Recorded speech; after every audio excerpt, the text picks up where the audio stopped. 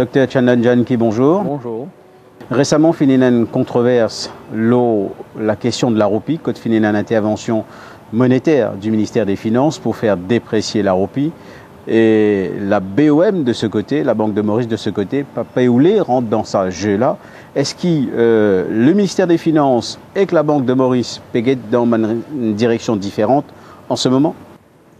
Mais, premièrement, c'est le rôle de la Banque de Maurice à maintenir ce qu'on appelle stabilité prix. Et c'est pour cela que la Banque de Maurice, le gouverneur, ils mettent l'emphase pendant beaucoup de temps la stabilité des prix. De l'autre côté, le ministère des Finances, et comme on nous connaît, l'objectif c'est créer la croissance, créer de la richesse, promouvoir l'investissement et créer l'encadrement pour le secteur privé et pour tout un entrepreneur. Et une des bonnes affaires, c'est que le secteur privé, il demande depuis quelque temps, c'est une demande une baisse dans le coût de l'investissement. Une demande une baisse dans le repo rate que la Banque de Maurice pas d'accord, c'est-à-dire le Monetary Policy Committee. Et de l'autre côté, vous connaissez qu'il y a beaucoup de pression sur le Budget Office, sur le ministre des Finances, pour capable créer un environnement propice pour l'investissement, surtout avec un problème externe qui nous peut gagner, avec un problème dans la zone euro. C'est pour cela que je pense que le ministre des Finances, avec son équipe, il commence à intervenir dans le marché de Forex pour capable déprécier la roupie afin que nous avons exportation, nous avons revenu d'exportation augmenté et pour aider, pour donner ce qu'on appelle un ballon d'oxygène au secteur privé. Et j'ai l'impression que le ministre des Finances, malgré le fait que 92% de ce budget, ce mesure budgétaire, est déjà fini implémenté d'après lui, et le fait que l'économie mauricienne dans une situation très difficile, étant nous de dette publique et de bonté, étant nous de croissance à la baisse, investissement privé peut tomber, étant nous de consommation peut tomber, étant nous de le dette, ce qu'on appelle le resource gap, étant nous le current account, la balance de paiement déficitaire, étant nous tout ça, nous avons l'impression que c'est très très difficile pour préparer un nouveau budget. C'est pour cela que j'ai l'impression que le ministre des Finances a envie de créer un environnement propice, il a envie de gagner le support du secteur privé. C'est pour cela qu'il essaye de déprécier la roupie. Et de plus, nous connaissons que l'IMF. L'IMF, il dit que nos roupies trop chères, ça veut dire le taux d'échange trop cher. C'est pour cela que le ministre des Finances, il vient de l'avant pour déprécier la roupie. Est-ce que c'était la solution justement dans la situation actuelle, surtout quand on considère que la Banque de Maurice, il fait résistance, il fallait effectivement qu'il y ait une dépréciation de la roupie? Non, ce n'est pas la solution, pour plusieurs raisons. Parce que la dévaluation ou bien la dépréciation de la roupie, ça c'est une mesure, on appelle ça a last resort, ok? C'est une mesure de dernier recours. Alors, l'importance d'aujourd'hui, c'est revoir un petit peu nos modèles économiques, revoir un petit peu le secteur privé, revoir la productivité dans le secteur privé. Est-ce que nos bonnes exportations sont encore compétitifs? Est-ce que nos systèmes de production, est-ce qu'ils nous permettent de best practice dans la technologie? Alors, l'important, c'est revoir la productivité, revoir un petit peu la compétitivité de nos bonnes produits. Et moi, j'ai l'impression que ça mesure-là, c'est une affaire qui m'appelle ça un quick fix. C'est-à-dire, si nous déprécions nos roupies aujourd'hui, les cas aident le secteur privé juste pendant quelques temps. Après, les cas créent une situation inflationniste dans le pays. C'est pour cela que vous trouvez la Banque de Maurice peut sauter, le gouverneur n'est pas d'accord. Parce que il peut faire attention à une poussée inflationniste et que l'IN travaille très très dur pour ramener l'inflation bas, pour maintenir ce qu'on appelle stabilité de prix. Et finalement, si nous gagnons l'inflation d'un pays, finalement, c'est pas seulement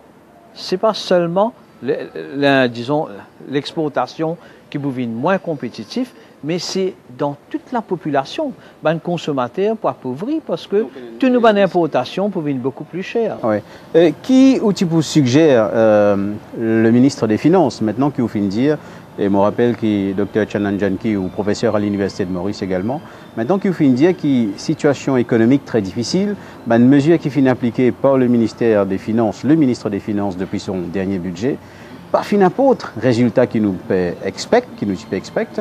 Maintenant, qui est capable de faire justement pour sortir à l'économie-là de ces difficultés qu'il y a en ce moment? Bon, premièrement, d'après moi, nous avons une tendance à dire que Maurice, c'est seulement les facteurs externes qui peuvent affecter l'économie mauricienne. Je ne suis pas tout à fait d'accord avec ça. C'est une partie de la réalité. Avec zone euro, avec crise globale, qui s'est affecté le secteur d'exportation, a affecté l'investissement. Moi, je pense qu'il y a beaucoup de mesures. Premièrement, moi, je demande le ministre des Finances de faire un audit de toutes les mesures qu'il prend et qui fait les pannes capables à porter ce fruit. Ça, c'est un. Deuxièmement, besoin de régler dépenses gouvernementales dans le coopératif étatique parce que nous trouvons qu'il y a beaucoup d'applications, c'est-à-dire qu'il y a même organisation peut faire les mêmes affaires. Parce que ça, c'est un waste of money, waste of public money. Troisièmement, moi, je pense que nous devons régler le secteur privé même. Le secteur privé, c'est un secteur qui est bien, il n'est pas homogénéeux. Dans le secteur privé, nous avons une petite et moyenne entreprise qui besoin d'une attention spéciale. Nous avons une grosse boîte qui besoin une attention différente. Parce que chacun est dans ce problème différent. Nous ne pouvons pas avoir une seule mesure pour tout les agents, tous les stakeholders dans le secteur privé. Et quatrièmement, moi, je pense que le ministre des Finances, il est là, il ne faut pas peur. Il est là pour nous régler ce qu'on appelle l'État-providence. Il est là pour nous venir avec le système du targeting. Ce qui est capable de payer, bien payer. Ce qui n'est pas capable de payer, besoin d'une attention spéciale. Alors, moi, je veux dire très clairement, nous devons régler l'éducation gratuite, le transport gratuit, la santé gratuite et même les autres affaires gratuites. Alors, ça, c'est une affaire qui est très importante parce que nous avons une contrainte budgétaire. Et après encore, moi, je pense qu'une des bonnes affaires qui peut affecter l'économie mauricienne, c'est nos main-d'œuvre. Moi, je pense qu'il y a une flexibilité dans nos main-d'œuvre.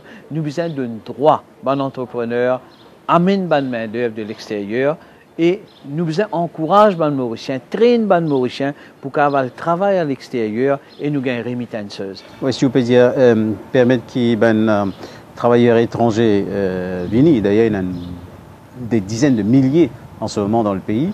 Il y a une contradiction par rapport à la hausse du chômage qui nous préconise en ce moment. Là, c'est le problème urgent qui est bien réglé. Oui, le chômage, c'est un problème, mais nous devons guetter quelle qualité sommaire qu'il y a en Maurice. Il y a une qualité sommaire qui ne peut pas aller faire ce travail qui est déjà existant là. C'est un travail manuel. Exactement. Alors, moi, je pense, Maurice, nous arrivons à une phase de développement, un niveau de développement que nous, main-d'œuvre, vous n'êtes pas envie dans l'agriculture, vous n'êtes pas envie dans le textile. Alors, ce que nous devons faire, nous devons importer cette main-d'œuvre-là, pour travailler dans ce secteur-là, pour supporter ce secteur-là. Et nous, avec notre diplomatie économique, avec l'ambassade, mais seulement nous devons faire d'une façon très, très organisée. Nous pas cause comment on appelle migration circulaire. Ça, c'est quelque chose de temporaire. Nous faisons cause migration, d'une certaine façon, nous traînons les gens pour qu'ils travaillent à l'extérieur. Par exemple, je donne un exemple très très vite. Par exemple, en Philippines, En Philippines, on connaît qu'au Canada, ok? Au Canada, tout les nurses, tout les infirmiers, il y a une grande demande. Alors, qu'est-ce qu'ils vont faire? En collaboration avec un institut, ok, de médecine, de nursing au Canada, je fais un cours, je traîne des gens, je exporte ça au Canada. Maurice aussi, nous avons un pool of labor qui est intelligent, qui est qualifié, je pense qu'il est capable de traîner ces gens là pour capable de travailler n'importe où ça dans le monde. Et c'est le Mauricien qui peut enrichir. Il ne faut pas nous guetter que le Mauricien là puis travailler, c'est le Mauricien, au lieu qu'il gagne 10 000 roupies à Maurice, il gagne 100 000 roupies à l'extérieur. Et finalement, c'est ça qu'on appelle mobilité sociale, c'est ça qu'on appelle, disons, d'une certaine façon, rehausse le niveau de vie des Mauriciens. Dr Chandan Janki, merci. Merci vous-même.